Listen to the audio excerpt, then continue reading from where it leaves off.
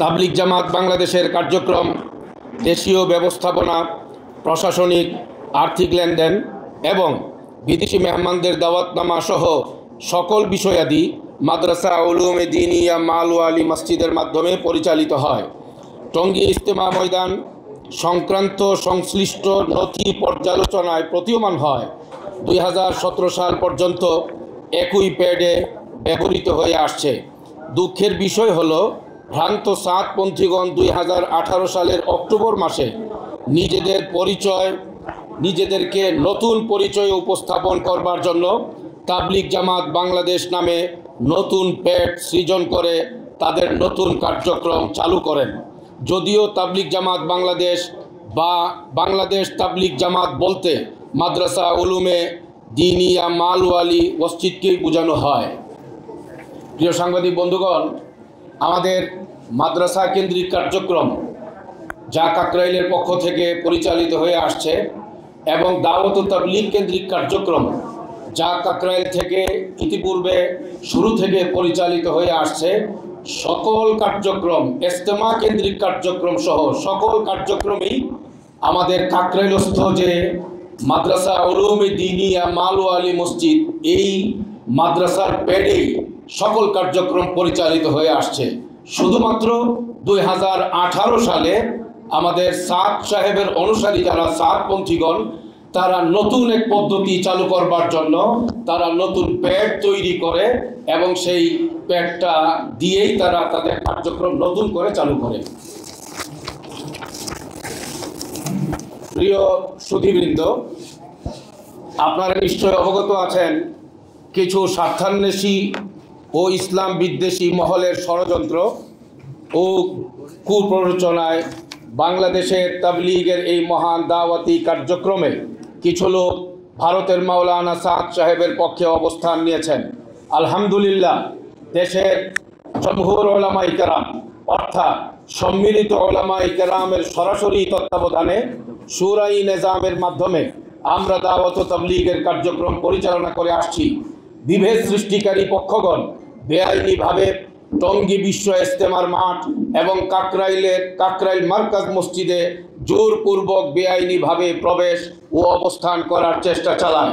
এমনকি বর্তমান সরকারকে বিব্রত করবার লক্ষ্যে সচেতন ছাত্র সমাজের নামে যমুনা ভবন ঘেরাওয়ের নামে ধ্বংসাত্মক কর্মসূচিও তারা হাতে নিয়েছিল।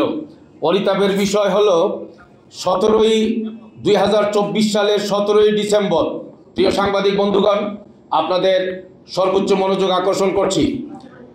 পরিতাপের বিষয় হলো 2024 সালের 17 ডিসেম্বর দিবাগত গভীর রাতে টঙ্গী ইজতেমার মাঠে জোরপূর্বক প্রবেশ করে সাতপন্থীরা ব্যাপক ক্ষয়ক্ষতি চালায় এবং প্রচুর পরিমাণ ঘুমন্ত ব্যক্তিদেরকে আহত করে এবং কয়েকজনকে ঠান্ডা মাথায় তারা খুন করে। এ বিষয়ে 2024 সালের 18 ডিসেম্বর তারিখে, অর্থাৎ যেদিন এই হত্যাকাণ্ডের ঘটনা তারা ঘটিয়েছিল এর পরের দিন 18 ডিসেম্বর তারিখে স্বরাষ্ট্র মন্ত্রণালয়ে অনুষ্ঠিত সভায় এই হামলাকে সাদ অনুসারীদের দ্বারা সংগঠিত হামলা হিসাবে নিশ্চিত করা হয়। অর্থাৎ এটা কোনো দুই পক্ষের দ্বারা সংগঠিত হামলা নয়, এটা একপাক্ষীয় হামলা।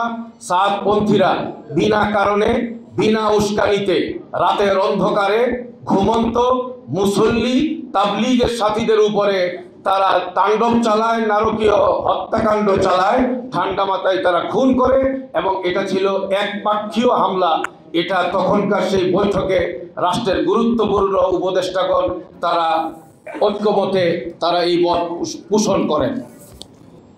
সেই মোতাবেক টঙ্গী পশ্চিম থানায় দায়েরকৃত হত্যা মামলায় চার্জশিট দাখিল সহ দৃশ্যমান কোনো অগ্রগতি এখনো পর্যন্ত হয়নি। ওই সময় সরকার সাধারণ জনগণের ক্ষোভ প্রশমন ও পরবর্তী শান্তি শৃঙ্খলা রক্ষার স্বার্থে স্বরাষ্ট্র মন্ত্রণালয় থেকে 2024 ডিসেম্বর তারিখে 510 নম্বর স্মারকের মাধ্যমে বিশৃঙ্খলা সৃষ্টিকারী কাকরাইল মসজিদে প্রবেশ যারা বিশৃঙ্খলা সৃষ্টিকারী সাতপন্থী তাদেরকে কাকরাইল মসজিদে প্রবেশে নিষেধাজ্ঞা দেয় এবং আমাদেরকে অর্থাৎ শুরাই নিজামওয়ালা যাদের যে সকল মুরব্বীদের পক্ষ থেকে আজকের এই সংবাদ সম্মেলন, শুরাই নিজামওয়ালা যারা আছেন মুরব্বিয়ানে কেরাম, তাদেরকে কাকরাইল মার্কাজ মসজিদে সার্বক্ষণিক অবস্থান করে দাওয়াত ও তাবলীগের কার্যক্রম পরিচালনা করার অনুমতি দেয়। স্বরাষ্ট্র মন্ত্রণালয়ের এই প্রজ্ঞাপন যেটা জারি হয়েছে, এর পরপরই 2024-এর 4 ফেব্রুয়ারি 2025-এর 4 ফেব্রুয়ারি তারিখের 63 নম্বর স্মারকে মাওলানা সাদ সাহেবের অনুসারীগণ পরবর্তী বছর থেকে তাদের বিশ্ব ইজতেমা এবং তাবলীগী কার্যক্রম টঙ্গীস্থ ইজতেমা ময়দানে আর করতে পারবেন না। এরূপ শর্ত পূরণ সাপেক্ষে শেষবারের মতো সেই বছরের 14 থেকে 16 ফেব্রুয়ারি পর্যন্ত এই কয়দিন ইজতেমা করার সুযোগ দেওয়া হয় এবং তারা এই শর্ত মেনে স্বাক্ষরপূর্বক ইজতেমা এর জন্য মাঠ গ্রহণ করেন। আপনাদের সদয় অবগতির জন্য এতৎ সংক্রান্ত দস্তাবেজ পেশ করা হলো। এই বিষয় দুইটা সর্বোচ্চ গুরুত্বপূর্ণ বিষয়, যার ডকুমেন্ট আপনাদের হাতে হাতে পৌঁছে দেওয়া হয়েছে। অর্থাৎ যখন নাকি ঠান্ডা মাথায় খুন করা হলো, তখনকার সারা বাংলাদেশ উত্তপ্ত হয়ে গিয়েছিল।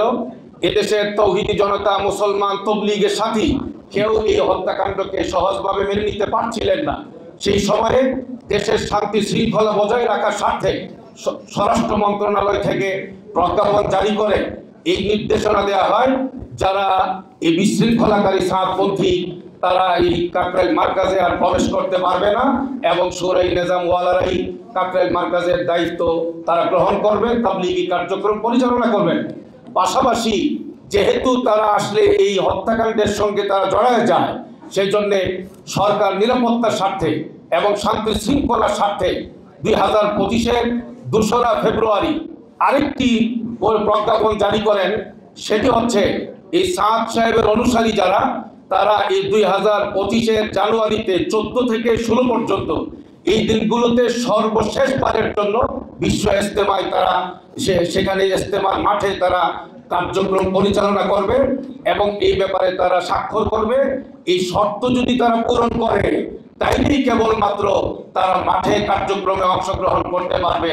তারা সেই শর্ত পূরণ করবে, সেই মতে তারা স্বাক্ষর করেছে এবং সেইভাবে তারা মাঠে তারা প্রবেশ করেছিল। তো এই বিষয়ে আরো গুরুত্বপূর্ণ বিষয়াদি পরবর্তীতে আপনাদের সামনে আরো আসবে। এই দুইটা তথ্যের গুরুত্বপূর্ণ যে অংশ আপনাদের সামনে পেশ করলাম, এই বিষয়ে দলিল দস্তাবেজ আপনাদের সামনে পেশ করেছি। বস্তুনিষ্ঠ সংবাদ পরিবেশনে আপনাদের জন্য যেন সহায়ক হয়।